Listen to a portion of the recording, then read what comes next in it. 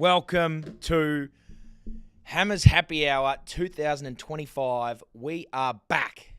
I've just had to turn the air conditioner off, which is hurting me a lot because I am dripping in sweat. It's currently, 4:30 Western Standard Time. It's 48 degrees outside. I am sweating like a pope at the kindergarten. But we're back. 2025, Hammers Happy Hour is here. We're mixing things up a little bit this year. You'll notice that I'm currently Han Solo. No one is with me. That is because it's a little bit of a different setup going forward this year. What we're going to do is we're trying to steer clear away a little bit different than what Backchat would be. Last year it was Fridays, was pretty similar to what a Monday was, except I'd just get pissed and sometimes be a bit silly. But we're trying to mix things up a little bit this year. What we're doing is we're going to have some interviews. Not your typical Wednesday interview where you're chatting about sport. We're talking all sorts of things. From what you're about to hear in a minute, we're going to try and get some random people on. If I walk out on the street here one day and have a sign saying, who wants to come and have a chat, that's what we're sort of looking for. We're going rogue, we're getting out there, we're having a bit of fun, we're learning some things. We're also going to have our old standards. We're going to have some quizzes.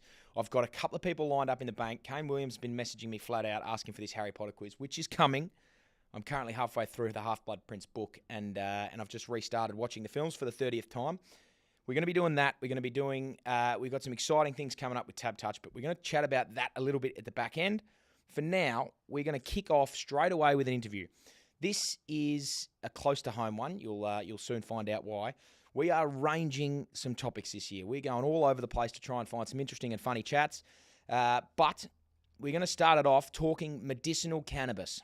We're talking weed. We're talking vapes. We're talking having the munchies. Well, not really. But we are talking all things medical cannabis with someone who could not be farther away from looking and sounding and talking about what a stoner would be. It's my dad. So, without further ado, we are going to hit it here. Jaden's going to hit the button, and we are going to listen to an interview with me and my dad. Rightio, here we are. Starting off, we've got... it's a new year of Hammers Happy Hour. We've got some things that we're going to do, and we're going to start things off with something a little bit closer to home. We've got 30-odd games for the North Melbourne Footy Club. We got captain of a shit premiership team in Claremont. Back in the day, no one likes them. We've got father of four, the father of Angus Brayshaw, premiership player, retired. Andrew Brayshaw, co-captain of Fremantle. West Coast legend, me, and the older brother, Will, who sometimes gets forgotten about. We've got my old man, Stixie, Mark Brayshaw. Welcome. Good to have you in here, finally. Thank you. Yeah, good on you. First of all, I was not captain of a premiership at Claremont. Yep. Lucky enough to play in 3, one in the reserves and 2 seniors. Andrew is not co-captain. He's co-vice captain. Yeah. And 32 is my number. And I'd like to say that because in my day, the average player played for 3 years and got 30 games. And you've outdone it by 2. So I'm an above-average AFL player by that Well, I've definition. got the best winning record in the comp, so there's that. Now, mate, we've not got you in here today to talk about your football. We're, as I said earlier off in the show, we are branching out in this segment of the podcasting channel. We're trying to get a range of people on from all different walks of life, from all industries, just to have a chat and give our listeners something different than what they would normally get. Now, you for your whole life has strayed at 6 o'clock. You haven't really strayed too far from the line. You live by the rules. Curfew's at 10. You're home by 9:30. You're a real run-of-the-mill sort of guy. And you've landed up being the CEO of Levin Health, which is a medicinal cannabis company, which could not be further from where you thought you would be and what you are. How the hell did that happen? Yeah, it's a very good observation. So I spent most of my professional career in sport. I worked at Fremantle, I worked at Port Adelaide, I worked at Richmond, I ran the Coaches Association, I ran a golf management business, and your uncle and my brother got involved in a medicinal cannabis startup during COVID. So keep in mind, I live in Melbourne. Melbourne was the most locked down place on earth, and James said to me, I'm doing this thing with a very good friend of ours based in Perth. The company was headquartered in Perth, medicinal cannabis. And being locked down in Melbourne was a very dreadful time. Shit house. And I was lucky. First of all, we had a big house. Second of all, your mother and I still loved each other, so we weren't at each other's throat and we could separate and do our. And thirdly, we were both in employment. So for people that didn't have those three, it would have been a disaster. We had no little kids. consequently, I spent one whole weekend just Googling and searching, YouTubing medicinal cannabis. And it's an extraordinary, that weekend just, I just thought, my God, this is unbelievable. So I invested in this little startup, and then COVID made it impossible. They wanted to do the headquarter of the business in Melbourne. We have a sports orientation. So I started helping them with people that they needed because it couldn't come over, university. And then they started looking for a CEO, and I gave them a handful of names. The CEO either had to be a pharmaceutical person, which I'm not, or a sport person. So I gave them a handful of names, and a few people suggested me. By that stage, I had run the AFL Coaches Association for 6 or so years, and it was a pretty good time for me to move on. So I've worked in footy, which is the big game in this country, but I have never done a job where people are more interested in what I do. And if I go out to dinner or I play golf or whatever it is, people always lean in and go, oh, geez, I've heard about that, or I've got someone who, somebody died and got treatment, or I've heard I've got a bad back, and what's the story? And it really is it's fascinating. It's a very good day's work because, it's brand new and it's totally legal. So yeah, I'm enjoying it immensely. It's now I'm into my 4th year. Yeah. And it has been a paradigm shift for me. So I'm sure a lot of our listeners might know what it is, they might not. Looking back, the medical marijuana or medical cannabis, I look at shows like South Park where Randy Marsh is sticking his balls in a microwave to get cancer and goes down and says, oh shit, I've got this, and now he's smoking a joint, and you walk in and you accidentally fart and pop a hemorrhoid and say, oh doc, give me some weed. Yep. What's the difference? You go get marijuana, you roll a joint, you smoke a pipe. What's the difference between what you're doing and that sort of thing? It's very different. So first of all, you've got to get it with the script. You have to go to a pharmacy. It's like in many regards, it's like typical medicine. So you need to go to a GP or a specialist or what they call a nurse practitioner. In other words, a doctor, a healthcare professional. And it is typically viewed as the sort of last resort. Mm-hmm. So one of the biggest things for medicinal cannabis is chronic pain.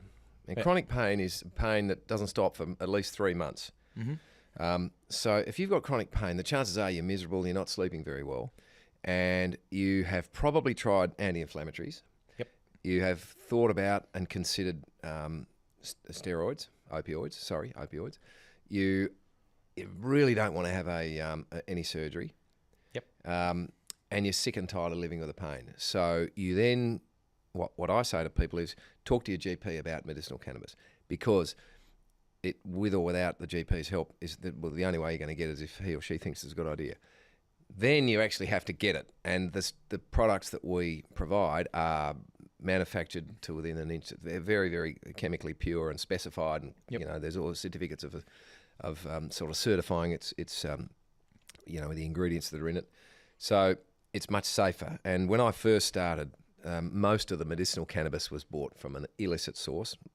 And that is now migrating from an illicit to illicit. So I say to people, you're better off getting it from a doctor rather than a dealer. Yep. Because doctors are, they're cautious people. So in answer to your question, the 2 big differences are: one, you need to get it through a channel which is authorised, doctor, pharmacy. Yep. And secondly, the products that we made are manufactured and specified to within an inch of their lives. So they're very clear and pure, rather than the stuff that you get on the black market. Yeah. So a lot of people go to the US. Yep. And there's a recreational market which is legal over there. It's also in many of the states. It's also, the medical cannabis is legal in many of the states, but there's a federal prohibition in the US. So that may wash out one of these days. In Australia, in 2016, medicinal cannabis became legal, and the industry is exploding. Well, I remember Angus had, so in an AFL list, anti-inflams, naproxen 1000s, you pop them like Tic Tacs, and anything, oh shit, I've got a sore calf 2 days out, no worries, I'll just go bang, bang, bang. Angus got poisoning in his gut from having too many of them, and I know a few guys that have done that. So it's tailored at sports. Is it something that current players can use? Is it something that it's just down the line? This is very frustrating. Your brother's a moron. So I played golf with him one day, and we were walking up a hill, and he was hobbling and struggling. I said, what the hell's wrong with you? And he said, oh, well, have you forgotten how hard AFL footy is? And it is bloody hard. And he was really struggling. It's a great way to recover on a Sunday if you played on a Saturday afternoon. And I said to him, do you take anti-inflammatories? Oh, I sure do. So I tried to say to him, mate, go to the club and talk about medicinal cannabis as an option, as an alternative. Oh, no. Now, I don't want to be controversial here, and if any Essendon supporters are listening to me, I'll apologise in advance, but my hunch is that the saga that took place there, what is it now, 20, 15 years ago, the ripple effect of that is that the doctors within the AFL ranks are extremely cautious. So, Levin Health, we have, as I mentioned, we have a sports orientation, we have a sport advisory board, and Lauren Jackson is on our sport advisory board. Now, Lauren Jackson is, depending on who you talk to, arguably the greatest ever woman basketballer of all time. All time. Lauren is she'd be 6'5". By the way, she's one of the nicest people you'll ever meet for a superstar. She's just humble and friendly and just a delightful person. But basketballers, women basketballers, didn't get paid a lot, so she played pretty much around the clock and crammed, 40 seasons into 20 years, and so her knees and hips, were cruelled. And she, when I got involved, we asked her to get involved in a trial, and she did, and had immediate relief. And it doesn't work for everybody, but it straight away worked for her. And then she said, "Oh, geez, I'm starting to feel good. I can pick my kids up. And she started playing a little bit more. And then one thing led to another, and she rang me and said, "I'm going to make a comeback." And the only reason she trained. How old was she at the time? 40 odd. Really late 30s. Yeah. And she trained really hard. She got really fit. She's a superstar. Let's just be. She had lots of talent. And I think mum and dad both played for Australia, so she's very, very talented. But she trained her backside off. But she got this pain relief through medicinal cannabis, and she applied for a therapeutic use exemption, TUE. Yeah. You go to Sports Integrity Australia and say, I would like to get a therapeutic use exemption to use medicinal cannabis. And they gave her a therapeutic use exemption. Not too bad, mate. And she played for Australia in the World Championships a couple of years ago in Sydney. So I go back to your brother and a few other meatheads at Melbourne, and I said to Angus, you're a shareholder in Levin Health. I'm your father. You're in agony with these anti-inflams. Everybody knows using them too much is a problem. Lauren Jackson set a precedent. Go and get your club to apply for a TUE. Try medicinal cannabis in the off-season. If it works. It works. Then go back and say, I don't want to take, get sick and ulcers and so forth with overuse of... Shit blood from having to... And I could not get him to, you know what he's like. He's very stubborn, and he's in many regards his own worst enemy, but he wasn't even prepared to try it. So I think a lot of the issues with the AFL, and speaking of Tron, was you have, the illicit substance in marijuana is what? THC. So what was Lauren taking? Was she having that in there, or was she having a reduced? Okay. Yeah. Now, okay, so I'm going to get a deep dive in here. I want you to think of a continuum between CBD and THC. So you can have... Which one gets you hallucinating? Yeah, THC. THC. So I take, for what it's, just as an FYI, I take medicinal cannabis for sleep. Okay? And mine is strong THC. Oh, shit, yeah. And I take it at, say, 7... It's oil, by the way, but it's got... What is it, droplets under your tongue? Drops under the tongue. 26 units of THC for every 1 unit of CBD. Okay. And I take it at about 7:30, and you're right about going to bed early. By about 8:30, I start to get a dry mouth. By 9:30, I'm out, and I know I'm impaired. And if your mother asks me a question, she says, "Geez, you were dribbling." I can't answer terribly straight, but I get the best night's sleep. I wake up in the morning, and it's just wonderful, right? In terms of impaired, are you seeing things? Are you hungry? Do you have the typical signs of a bloke who smoked weed? So I've never smoked. I'm what they call cannabis naive. I've never touched it as a kid. Straight at 6 o'clock. Straight at 6 o'clock. And but I just, your mum will say something like, "Oh, don't forget we're going to catch up with Hamish tomorrow," and I'll have to think about my answer, and I'll go, "Yeah, Hamish," And I mean, I just so I don't try and talk. And occasionally I'm in the shower. If I'm watching something on the telly and it keeps going a bit longer, I like to be in bed by about 9:15, because if it's 9:20, I think, shit, I'm in, I'm impaired, and I'm getting tired and drowsy, and I'm ready to go to sleep. So I would never ever drive ever at night. But in the morning, I'm sharp as a tack. And so that's at that end. At the other end, of that continuum is CBD. So mostly CBD's got, well, for example, we sell CBD with 100 units of CBD and less than 1 of THC. Okay. So it's almost inconsequential. Yep. There is a school of thought that if you can medically remove all the THC and just have what they call CBD isolate. Yep. The thinking is, for most people, that doesn't work as well. You need a little bit of a catalyst, what's called the entourage effect, to have a bit of both. Mm-hmm. So Lauren was using our CBD 100, which had less than 1% of that was THC, and she got approval to do it. And some of the doctors that I've spoken to, particularly the sports guys, say it's arguably performance diminishing rather than performance enhancing. But anyway, it doesn't matter. Sports Integrity Australia approved her, and she participated in the World Championships with that. And I went back to Angus, and I said to him, by the way, a handful of his teammates were also, in pain, and you know what it's like. It's tough, and I just couldn't convince them to have a go at it. So it's official, mate. Your brother's a moron. So, yeah, well, that's true. Now, you're not playing sport anymore. Lauren, I think, has retired since, and there's plenty of people that I've seen. Damien Hardwick was on there. Al Clarkson was doing stuff with it, if I'm not mistaken. For our audience, anyone who is, we have professional guys that listen, but for the most part, we're down at Florida Athena playing fistball, and you might have tweaked a hamstring or done a little calf. What are we looking at from that point of view, and how can that, for people that aren't professional and doing what good is it? Okay, so first of all, we have a sports board because people trust Lauren Jackson. Mm-hmm. They trust Alistair Clarkson and Damien Hardwick and Damien Oliver. Yep.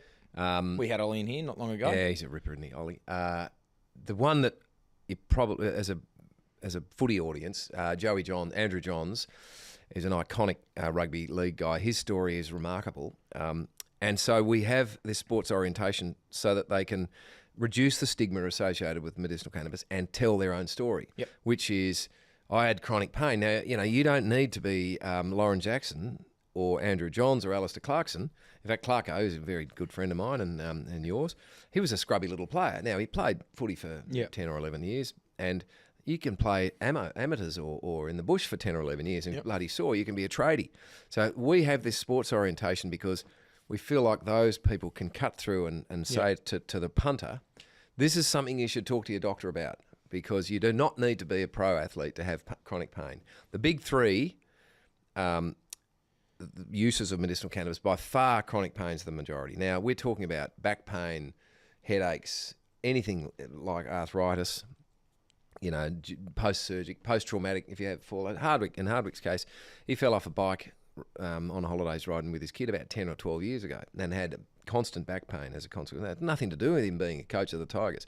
But what's interesting is that as the coach of the Tigers, and now he's at the Suns, he said to me, boy, my back feels much better, but I can also have calmer conversations and I'm a better coach. I sleep better after a Friday night game. You got to have difficult discussions, and you have to tell people they're unselected and all that sort of stuff.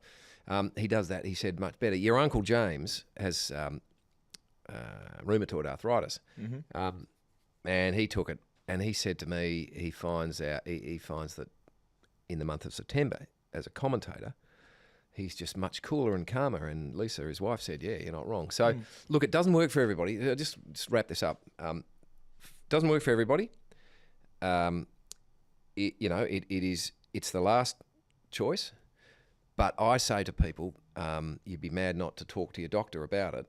And the athletes we have just highlighted this, because lots of people can't sleep. Lots of people have got stress and anxiety.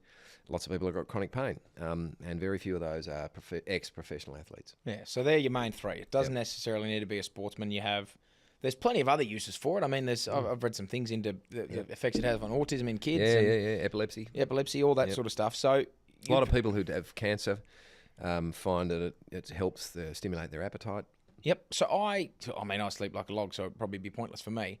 So sleep is one thing.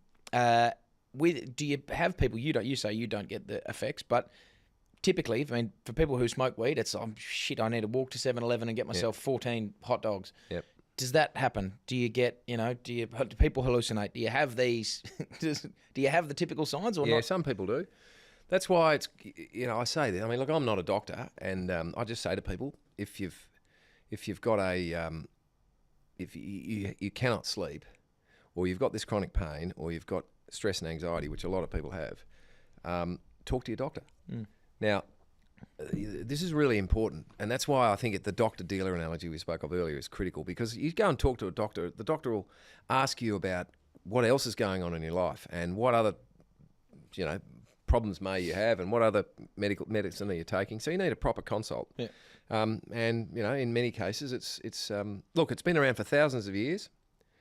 So it's, like there's somebody I once saw, somebody told me they felt as though there was autistic kids, some sort of evidence that in the pyramids, the Egyptians were using it to treat autistic kids thousands of years ago. There's all sorts of talk about it coming out of China. Up until the Mexican Revolution, the Civil War 100 odd years ago, it was very popular, and then it was demonised. And depending on who you talk to, it was a much more well-regarded treatment 100 odd years ago. It's in Australia, as I said, it's legal. One of the problems associated with medicinal cannabis is driving. Yep. So in Melbourne, thank goodness, they have agreed to, and in fairness to the government, they've agreed to a trial to test people. I mentioned to you earlier that I wake up in the morning sharp as a tack, but I would never ever drive at night. Yep. So there's part Canada and parts of the Northern Hemisphere where they have I feel for the cops here, because there's a stoner on the one hand and a little old lady taking medicinal cannabis on the other. Yeah. There's a zero tolerance in Australia at the moment. Mm-hmm. So in other words, think about drink driving. Yep. I'm having this very nice, by the way, beautiful shelter Japanese dark lager. It's quite shit, yeah. Yeah, it's my first time. I mean, I can have one of them. Yep. And I can drive because my blood alcohol will be under 0.05. So that is deemed to be an acceptable level of impairment. Anything over 0.05, you're in trouble. Mm-hmm. At the moment, in Australia, it is you've either got a thumb up or a thumb down. Yep. If you have any THC in your bloodstream, you're in strife. And so, for instance, I take it a couple of nights a week for sleep, and there's every chance it's still in my bloodstream for weeks afterwards. So I went overseas a couple of years ago. Your mum and I didn't take anything with me because you got to be really careful travelling. And it was probably still in my bloodstream when I got back. Yeah. So the Victorian government have said, hey, listen, we probably, there are lots of medicinal cannabis patients. It's very unfair that you can have opioids. Glenda, 85, taking that versus Steve, who's smoking in the skate bowl. Or Glenda, but her sister Brenda is taking strong opioids. Glenda's not allowed to drive a day or two, but strong opioids, you'd be drifting around. So there's a sensible conversation that's happening about driving, and what's happened, for example, in Canada, they've now got roadside equipment. Look, there's something like 15 nanomillilitres per, whatever the bloody measurement is. Below that, you're okay. Above that, you're impaired. Yep. And so what we, the industry, are asking for, and as I said, Victoria's, putting this trial in place, is to say, hey, no one wants anybody impaired on the road. Yep. But if it's good enough for Canadians to be able to drive with medicinal cannabis levels up to, but not quite over, 15 nanomillilitres, why shouldn't it here? And if the Canadian cops have got roadside equipment that they can readily determine that, we should. And I'm certain in Victoria this trial will finish. I think it's going to be late this year, maybe early next year, and they'll come back and say, no one's, shouldn't be on the road with THC levels below that threshold. Yeah, shit. Well, there you go. So you said there's a base in Perth or it's in Melbourne. Like, where do you grow? Is there a big farm where you've just got heaps of weed plants growing? Yeah. And is that here? Yes, there are. There's a company called Little Green Farmer. Yeah. Very well. They're based in WA. They're very good operators. They have a small sort of farm in the southwest. They've also got a big one overseas. There's lots on the east coast. Mickey Pearson. Have you seen The Gentleman? Who's that? Have you seen The Gentleman? Mickey Pearson has his weed farm. They're the gentleman that... Matthew McConaughey. Yeah, you all said that's one of the worst movies. I got to the end of that and thought, what if it was 2 hours of my life I'm never getting back? It was brilliant. And I remember talking to the boys. Guy Ritchie, it was sensational. So, no, I don't remember him. But anyway, so there's, the growers all around the country. So it starts, the supply chain starts with growers, little, and I've been into these, they're fascinating. They're little tiny shoots. They grow up to big, beautiful big plants. Yep. And they spray them, and there's light control, and there's all sorts of things. Some of them are open air. Others are, indoor. Lots of them in Victoria and Tasmania on the east coast, overseas. Yep. And so they grow, then they take it into, they turn it into either, typically it's oil or dried flour. Yep. So I'll tell you what my experience was. I was, this is a couple of years ago, I'd never touched any of it. And, luckily enough, I don't have any chronic pain, don't have any anxiety, no need for it. And I was talking to one of the doctors, and he came round to our house, and Mum was over here, and you four had left, so it was just me. Anyway, this guy came round. He had a young family, so he wanted to talk about a couple of things, and he brought his little kit bag with me, and he showed me it all. Yeah. Different sort of flour, different oil. It was really interesting, explained the science, which everybody's got what's called an endocannabinoid system, which was recently discovered, 40 or so years ago. So it was fascinating, and it was way above me. The doctors all get it. In fact, remind me to come back to the doctors in a minute. But anyway, he explained this. Have a look at this. Have a look at that. Jamaican Kush and Barbados, Bushwood and all this sort of shit. That's exactly. But this is medicinal cannabis, so you get it in a jar. It is pure, and it is what it is, and it has to be backed up by a certificate to say, a chemist has taken it. Yeah. Anyway, he said to me, the dried flour that you get should be used through a TGA-approved vape device. And it's a little bit like your phone, a big square box. And he showed me, he said, open it up here, you put it in there, you turn that on and then flip it, and then within 30 seconds, that goes to 120 degrees Celsius and something like that. And he flipped it open and said, here, have a go at it. And I went, The vape? The vape. Shit, and sticksy. I said, the stick on the vape. Said, the douche flutes. I said, well, no. He said, mate, it's all medical. And I said, okay. So I sort of inhaled, and it tasted a bit like lemon. Was this the THC included? Yes. Yeah. And then he had one, and I had one more, and he had another, and he said, right. All of a sudden, you're listening to Bob Marley. No, well, I didn't notice anything at all. And then he talked about the oil, and he showed me a few of our competitors' stuff, and he showed me another brochure, and then he got out another thing, and this is another one, and he'd have a go at this one. Now you're on a bag of twisties, and no, I had nothing seriously, and I inhaled, and this time a big puff. Yep. And I had 4, and he had 4, and anyway, I thought to myself, I am not in any way, shape or form impaired. Yep.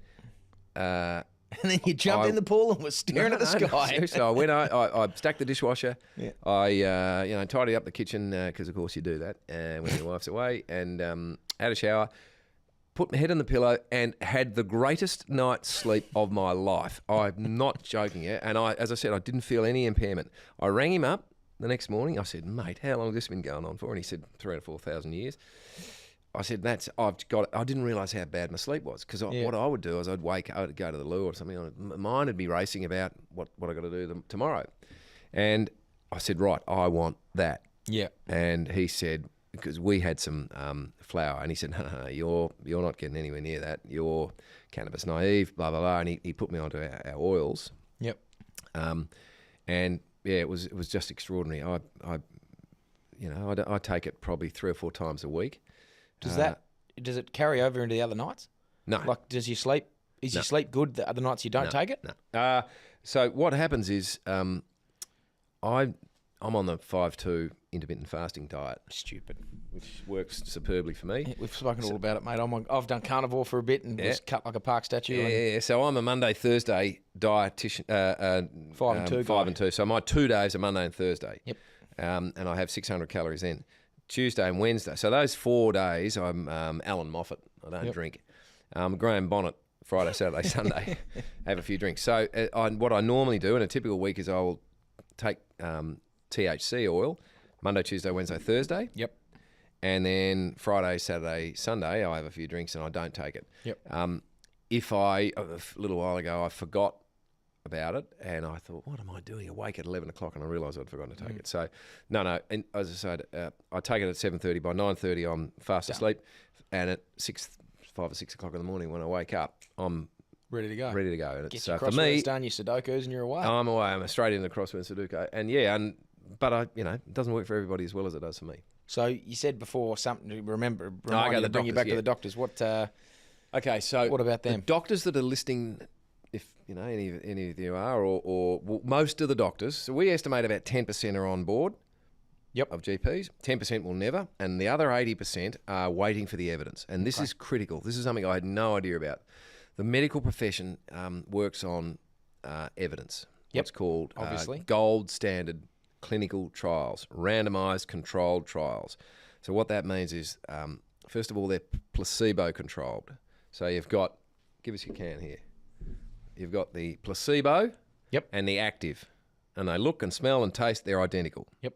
Placebo is nothing and active is it. So that's the first thing. The second thing is it's double blind, which means neither the doctor nor the patient know who's in. And randomised and is the patient is allocated to either the placebo or the active on a random basis. So I think I've got that right. But the point I'm trying to make is sounds good enough. It is these are what's called gold standard trials, and you start in one geography, let's say Perth, with a small sample of a few hundred patients to test first of all the safety and then the efficacy of any drug. And then once that's proved, the next step is you go to international. So again, I might not have this exactly right, but it's one thing to say medicinal cannabis is safe and effective in Perth. So then you go to every continent and you're able to say whether you're African or China, all the colours and all the races and all the ages, and it's safe, first of all, and effective across the board. And that's when you get on the PBS, which is the Pharmaceutical Benefit Scheme. And it becomes cheap and subsidised, and are you guys there yet, or are you? No, we're not. And the problem, the thing that holds medicinal cannabis back is there's very little research. And the reason for that is, as I mentioned earlier, there's this federal prohibition in the US. All the big research is done in the US and Europe. They're the big markets. It costs millions of dollars to do a proper trial like this. And of course, no one's prepared to spend millions of dollars on a trial unless they're going to get a return. And at the moment, because of that federal prohibition in the US, there was talk that Biden was going to overturn it, and it's clearly not high on the Trump's agenda, but it might be. The universities can't take federal funding on the one hand and do any proper research. So the big pharmaceutical companies in the US are hamstrung, and you've got 300 million people. Something like this, you can readily do the trial, and if it works, they're very, very hard, the clinical trials. So they've got to be peer reviewed. And the process I went through, in fact, a mate of mine said to me, they very rarely work, which is what you want. They have to jump over significant hurdles to get there, and the pharmaceutical companies fund them in the expectation of a return, but they can't do it in the US, and Europe is just starting. As a consequence of that, most of the doctors are unconvinced. Even though they see anecdotal evidence, they say, look, we can only be persuaded by these, what they call gold standard trials, and there aren't enough of them. So how far along the way are you guys in that? Well, while you sip on your tremendous Japanese lager. That's not bad. Mushy, mushy. Yeah, mushy. Japanese dark lager. Bloody hell, 5%. I've got one in me. So we have ethics approval to do a phase 2 trial, which will be in Victoria. Half our shareholders think it's a really good idea. The other half think it's a great way to waste money. If we complete it, it'll probably cost us a couple of $1 million. And then it's only as good as a phase 3, which would be something around the world. So it's in the to-do list, but it's probably not the priority that at the moment that we have in mind. So while we're wrapping it up, I just say the reason I say that is. A lot of because the message is talk to your doctor. Talk to your doctor, talk to your doctor. Don't listen to me, just talk to your GP.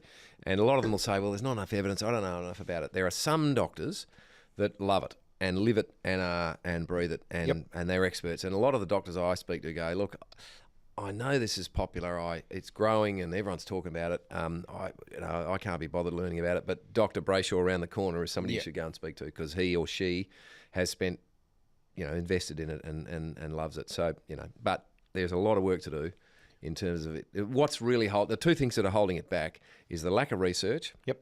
Which means it's quite expensive. So it's in some cases it can be up to sort of let's say $5 a day. And you think about that's worth a coffee, but for some people that's a lot of money. I take Lipitor for my cholesterol, and that's like I don't know, I'm going to get 50 cents a day, not even that, maybe even less. So it's not on the PBS, which means it's a bit more expensive, and that's because of the research, and the driving is a problem for some people. If you're a tradie, you're a FIFO worker. You're in real strife. You're frightened about getting, you can't. Well, okay, so for our general punter who is, as I said, a fistballer or an indoor cricketer or a tradie who's pulled up sore, you go to your doctor. If they say, are they going to knock you back if you say, I want this, or tell me how to go to this, or what's the avenue to get into, your weed vapes or your medical drops or whatever the hell you guys got? Okay, so let me just answer that this way. There are three audiences. Old people that are in agony. And so, we're all living a lot longer than we were, a generation or two. And for some old folk, they've got a lifespan, but they don't really have a health span, so they're in real agonising pain. Then there are people like me who want to stay active. Play golf, go for a run, all that sort of stuff. But I've got arthritis, I've got a bad back, I'm in pain. And then sadly, there's a lot of young people that are self-medicating that have got anxiety. And I think probably they're the three audiences. So what's happening is because of people like Lauren Jackson and Clarko and Joey Johns sort of putting it on the map a little bit. And as I mentioned earlier, hardly a day, maybe each week I'll have one or two people say, oh, where do I get it? What do I do? Because it's such an interesting topic. I just find it. So a lot of people go to the GP and say, I've heard about this medicinal cannabis. What can you tell me about it? And they normally come into that category, very old, middle-aged, or young and anxious. And so the doctors, some of them will say, that's all rubbish, and that we think is 10%. Yep. The 10 or 15% might go, I'd agree with you, and let's have a go at it, or let's try these other more mainstream. And then there's the others that say, I don't know anything about it. I keep hearing about it. I probably need to learn about it one of these days. There's not enough research. But I'll go and find Dr. Brayshaw around the corner, and you should go and see her because she's a bit of an expert. So that's normally the way it responds. And most of those doctors that are experts will say, okay, give us your history. First about your knee. Okay, well, have you tried this? You tried that? And okay, and nothing seems to work. Well, then you're sort of there, and then they want to know the rest about you, and that's what a good doctor will do. What else are you on? Have you got this? You got that? And what's your background? And if they jump through all those hurdles, then they'll be given the opportunity to try it. Beautiful. So where can we find you, mate? What are we looking at? Get on Google. Are you on Instagram? You're not a social guy. Get off social media. I'm not a social guy. So look, I'm. Where can people find out more about this stuff? Well, you can research it. Now, one of the things that I need to say is this: the TGA are very, very, very cautious about advertising any medicine. Anyone that goes to the US, right, you'll see it on the television. Every time you turn it on. And then they go, all this rubbish at the end, which is a disclaimer. So you see none of that in Australia. You cannot advertise any medicine. So you need to either talk to your own GP. You can Google online. There are some that's the other thing. So here after COVID, apparently before COVID, if you lived in very remote Australia, you did a telehealth consult. Mm-hmm. During COVID, it went overnight. One of the legacies of COVID is telehealth's here to stay. So there are a handful of really good telehealth clinics. And, just get online and have a look at them. Now, ours is one of a small suite of products, and, what I enjoy is highlighting the fact that it's a treatment option for some people. And I have got lots of friends that have had a great outcome. I've got plenty for whom it didn't work. So the best way for people to contemplate it is go and speak to their own GP or their own specialist. Well, mate, that's a lot more than I've heard about it in the last couple of years, but I'm sure that for a lot of people here, that's something that'll tickle some fancy, because we've got a lot of blokes and women that listen that are, I'm sure, probably hurting themselves after a little bit of time. So, Stick, thanks for coming on, mate. It's been fun, and I'm sure people will like to listen to that, because I like talking about it. Very good. Well, good on you. Thanks for your time, and can we just finish? Well, of course, mate. Yeah, I just want to talk a little bit of footy. What are your thoughts for the 2025 AFL season? Snee wins the Brownlow and Fremantle win the premiership. So Freo, I got my eyes on Freo. Also got my eyes on North Melbourne. And I've said a prediction. I've made the statement on here before that in the next 10 years, North Melbourne will win more premierships than any other club. Yeah, so I have a bet with Sam Rogers, or Benny Rogers actually. Yeah. Oh, his kid. I can't remember which one. I think it's one of those little Rogers brats who are West Coast fans. Yeah. And last year it cost me a box of, what's it called, single fin? Yeah. Shit beer, mate. We're shelter guys. Yeah, I didn't. It's not me. I'm a You're a Japanese dark lager guy. I think North. First of all, they've got a very, very angry little coach who really wants to make a point. Yep. Okay, which is great. Clarko's a fabulous. They've got really, really good young talent, and I reckon that I think they're going to make inroads. I think Freo will be bloody good if they can get. If they finish last season with two of Pierce, Darcy and Tracy playing, they're in the 8. Of course they are. They're in the top 4 if they get those fellas playing this year. They're away. And Shy Bolton can, it's going to take him a little while because he's new. And if they can harness his potential, I think it'll be a purple September. So do I. And I'll be there. Righto, Stick. Good on you, mate. Cheers. Catch you later. Right. Yeah, not too bad, mate. Itself, that's look, it's different than anything we've done before here at Backchat, and then certainly in Hammers Happy Hour. That's the lens we're going to look down the year with. We're going to be going different interviews. We're going to be chatting to different people. If you like that, if you liked what Sticker had to offer there about Levin Health and some medicinal cannabis stuff, hit us up, let us know, and we'll try if you need it. If you think you're hurt, if you've got a fuck knee, if your back's cooked, if you like SCOE at the moment and you can't walk. It might be what you need to get you up and going. So, potentially reach out. But if you've got a business, if you're selling, we had Drasco on and we had some hot chicken. If you are if you're making clothes, if you're tailoring suits, if you are making surfboards, if you are, if you're a music person who does producing or you've started the drums, anything, whatever you want. If you would like an interview like that, you'd like to chat, you'd like to put what you're doing out to the people, hit us up, and it might be you sitting on the couch there having a chat with us and having a tin. A beautiful Japanese lager. I'm on the just currently on the regular shelter lagers. But that was Sticker talking about Levin Health, medicinal cannabis. So before I get sidetracked, I have one thing that I am meant to be saying, just as a little heads up to everybody. Now, I know about as much about NFL as I do Arabian floorball, as I've bet on a few times. But the Super Bowl, I am led to believe, is coming up on February the 10th. So what the boys are doing is we are tailgating. Now, I have been to an college game over in America. The Arizona State Sun Devils Fear the Fork beat the Utah Utes. And there was tailgating beforehand, which was sensational. Roll in there, 4-wheel drives, trucks, open the back, cooking barbecue, flipping boigers, having a tin. We're doing that at the Leederville Precinct, Leederville Hotel. We are doing that on Super Bowl, Sunday? But it's actually Monday here. So it'll be the 10th of February from 7:30 a.m. at the Leederville Precinct. Now, we've got espresso martinis for $14. You get up in the morning, it's Monday, you're tired, you want a coffee. How about an espresso martini instead? That's got everything you need in there. We're talking pints from $8. There's not much better than a 7:30 a.m. pint for mine, and have that right alongside the boys, cooking a barbecue from 8:30. There'll be burgers, there'll be sausages. It's free. You just have to register your interest at the Leederville Precinct website. Get on there, make sure the boys know you're coming because they need to cater for us. Sausages, burgers. It's a traditional tailgate, rolling that into Super Bowl Monday. Now, that's the formalities out of the way. Now we're just going to kick it for a little bit. We're going to have a little chat about what the rest of this year has got to offer for Hammers Happy Hour while I have a sip of shelter.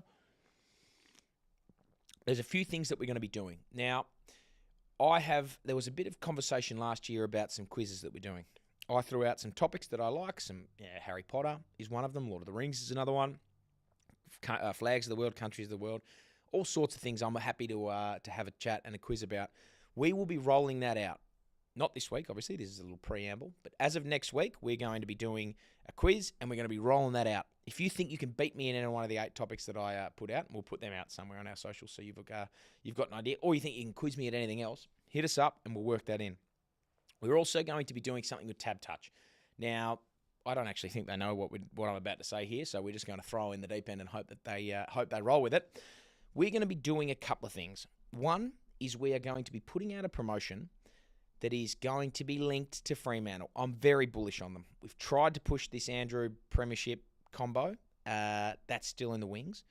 But we're going to be pushing hard at a potential Freo opportunity.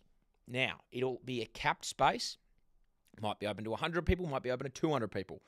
Get on that, and we're playing the long game. We are waiting, sitting, watching, hopefully waiting. By the end of the year, when that gets up, we are going to be having a party somewhere. So it's capped, it's limited. I'll release information when we know a little bit more, but that's something to keep an eye on with TABtouch. The other thing we're doing with them is you've seen me bet before and be a little bit silly. I've bet on horses. I have bet on ping pong. I have bet on water polo, I think. I've bet on darts, on snooker, on cross-country skiing, and the success rate has not been great. We have been shithouse, to be perfectly honest. I think we've won 1 or 2 bets in our whole career as TABtouch ambassadors. So what we're going to do is take the pumpkin off my head, and I'm going to be serious. I'm dialing in. When we get to the season, we are going to have a kitty to start the year, and we're going to be working in units, and we're going to see what we can do throughout the duration of the football season, the AFL football season. So while it's not up right now, it's coming pretty quickly. Stay tuned for that because that will be a little bit of fun going forward. So that's something we've got lined up with TABtouch. The other thing we've got lined up, we mentioned it a couple of times last year, but we didn't have a lot, is just submissions from you guys. It's sort of like the fine system. You can send a fine to me if you want. You can send you can send a query, you can send a question, you can send a dilemma that you've got in your life. You can just say hello. But I'd like a little bit of that as we go along. Some fan engagement, some enjoyment, some questions, some answers. Now, we've had one, I believe, Jaden, that has been sent in, if I'm not mistaken, and I'd like to play that now, and we'll see how we go. Alrighty, so, Hammer, I've got something for you. I've been listening for a long, long time, and you're always saying, I've got the best advice, and here we go. Been kind of seeing a girl for a little while. She's a bit of a pain in the ass, but she's gorgeous. What do I do? Do I follow it or do I not? Don't really know. Hammer, I want your advice. Please just give it to me. I'm in London. I listen to Backchat every fucking time there's a Backchat out. And you've always got something up your ass that just makes a little bit of sense. And I don't know why it is, but it is. So give us what you got. Let me know what you think. Cheers. So, recap. Seeing a girl. He lives in London, which is firstly interesting. Seeing a girl for a little bit, sort of seeing a girl. Gorgeous. Pain in the ass. What to do. Now, this is multi-layered, I think. If you're, it depends on what you're looking for. If you're looking to progress with a relationship, maybe you have to try and work out why she's a pain in the ass. Maybe she stinks and doesn't shower. Tell her to shower. Maybe she can't speak English. That's a problem. But if you're not looking for that and you're just looking for a little bit of a time, well then, hey, just say, listen, what about we shag and I go my own way and you go your way. Shake hands at the end and done. It's an interesting one. Yeah, it certainly is. Figure out what you're after. If you're after a relationship, well then, yeah, probably pursue it. If you're not and you're just after grabbing a tit or two, she might have more than that. She might have only one. Go for that. But tell her up front, I think, is what my advice would be. Be a little bit honest. Don't hide anything. Go after what you're after. If it's a shag, just say, Dale, this isn't working. What about we just, roll the dice and I can go my way, you go yours. Or, hey, you're a little bit serious, but you're a pain in the ass because X, Y, and Z. That probably won't go too well. So don't say exactly those words. But, yeah, that would be my opinion. That would be my advice. If you're after a shag and that's you, that's sweet. But if you're not, you want something a bit more serious, figure out why she's a pain in the ass. Who was that from? Do we have a name on that? No name. Well, good luck and all the best. But that sort of stuff is what we're after. You want my advice, I'll give it to you. That's what I'm thinking. But if anyone needs more than that and you've got something you would like to ask, you've got, you're seeing a girl or a guy and you just want, you either want to have a sausage cook-off or you are after something else. That's the questions that I'm here to answer. But that's pretty much what we're looking at this year. It's a bit of a loose operation. We're going to be having a bit of fun as we go along. We're going to be certainly having a few shelters. We are going to be talking to some interesting people. We're going to be having some fun guests along the way. We're going to be having interaction with you guys. If you've got anything you want, you've got a quiz you'd like to do, you just want to come and say hello, that's what we're about. Hammer's Happy Hour is going to look a lot different than the other things that we are putting out on this channel. It's going to be a different vibe. It's a different feel. Let us know what you're thinking. Let us know how you're feeling. Let us know, well, 4:30 is the start time for one. If that doesn't work for us, let us know. We might be able to change it. I don't know if we can, but we can at least try. Heaps of things are going to happen this year. It's going to be a lot of fun. The way we go around it is going to be different, but it's going to be enjoyable. Stick with the ride. Have a bit of fun as the way. Have a tin, knock the week off. End Fridays on the right note. And I will see you all next week. Hammer's Happy Hour, Episode 1, 2025. Signing out. Well done. Thank you.